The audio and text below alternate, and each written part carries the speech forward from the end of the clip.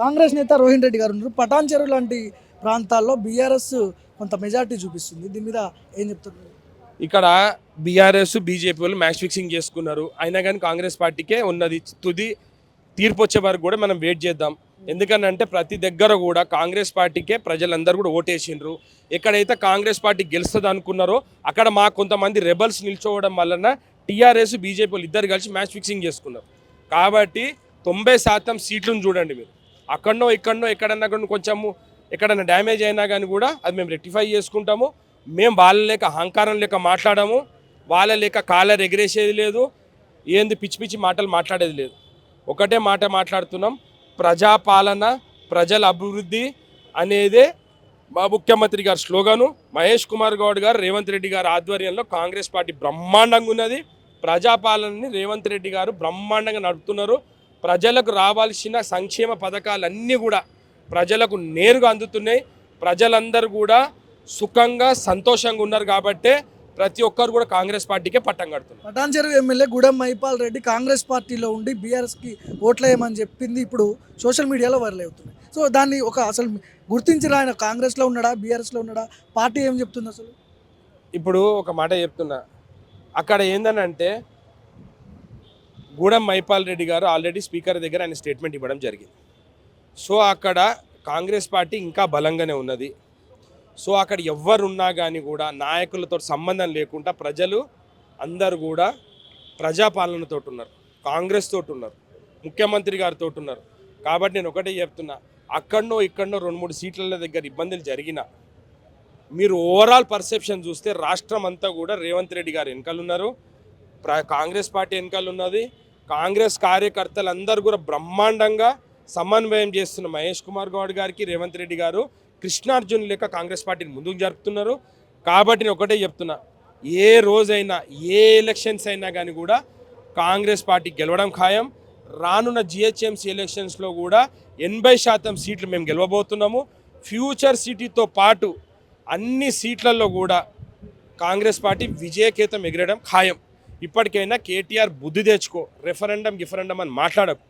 నువ్వు 10 సంవత్సరాల్లో నువ్వు ఏం చేసినావు అనేది ప్రజల ముందర పెట్టి మాట్లాడు.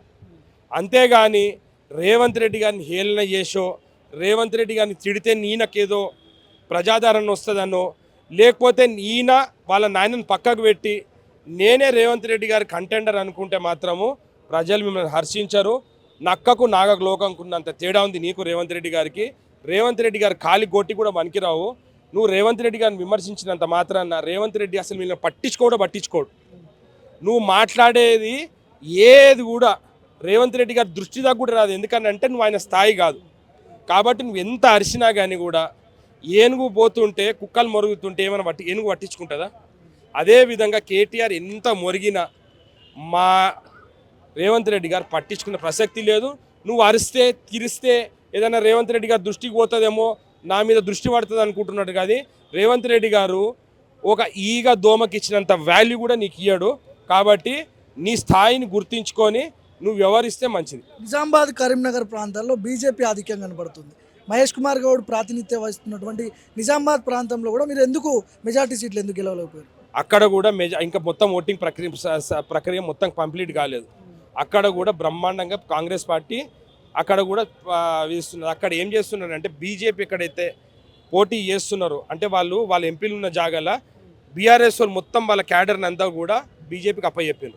బండి సంజయ్ వీళ్ళ మనిషే. అక్కడ గంగుల కమలాకర్ బండి సంజయ్ ఫిక్సింగ్ తోటి ఎలక్షన్స్ చేసిండ్రు.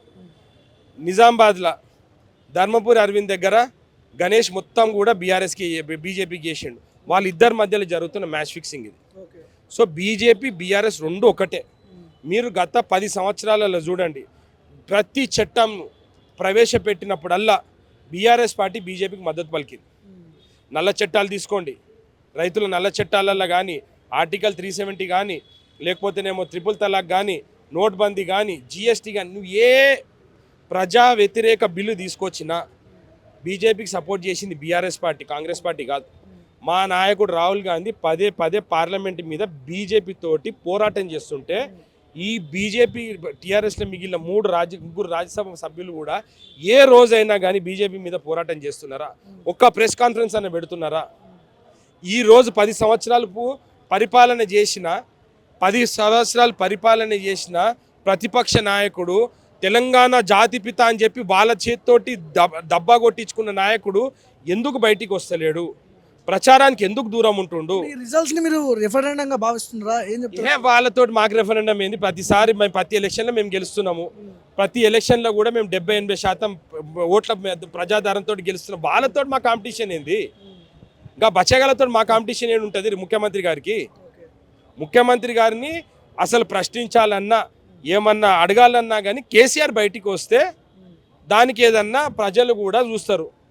ఇవాళ నువ్వు ప్రభాస్ని తీసుకొని ఏదో చిన్న హీరోని పెట్టుకుంటే ఏదన్నా దాని పొంతన ఉంటుందా? ఇప్పుడు ఎపిసోడ్ మొత్తం అంటే ఈ ఫలితాల గురించి ఓవరాల్ గా ఏం చెప్తారు?